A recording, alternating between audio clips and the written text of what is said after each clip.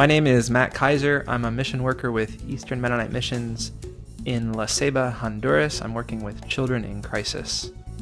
The community itself used to be an open dump.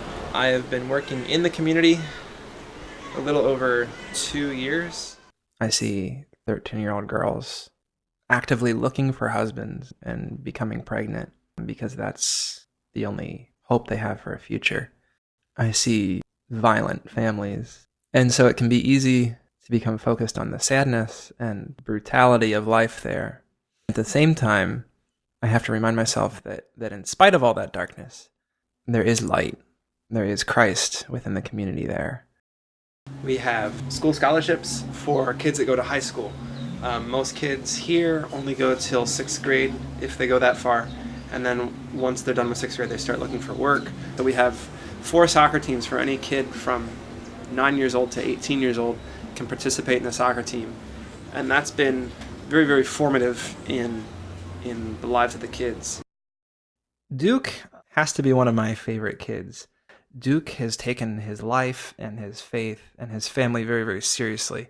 When I first met Duke, he would go to school in the afternoon, but in the mornings, he would work with his grandfather on a garbage truck, collecting garbage, sorting through recyclables.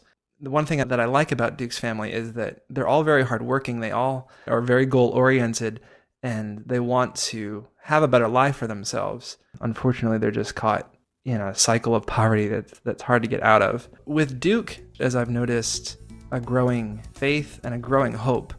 Duke knows who God is, knows that Christ exists, and knows that there's a different way out there. He's just not sure yet how to do that. And I've spent countless hours talking with him and trying to explain what it is that this walk of faith looks like. Sometimes I think about where kids would be if somebody wasn't there in the community. I especially think about Duke. What would his life be like if there was nobody giving influence or giving opportunity in the way that we can? I believe that the only answer to the problems here, and there's plenty of problems here from drugs and violence and broken families and all sorts of awful problems. The only real answer is Christ and the change that he brings with new life. We teach kids about Jesus, who he was and what he did and the difference that he makes in our lives. That's what changes lives. Walking with children in crisis is one way that Eastern Mennonite Missions is going where the church is not yet.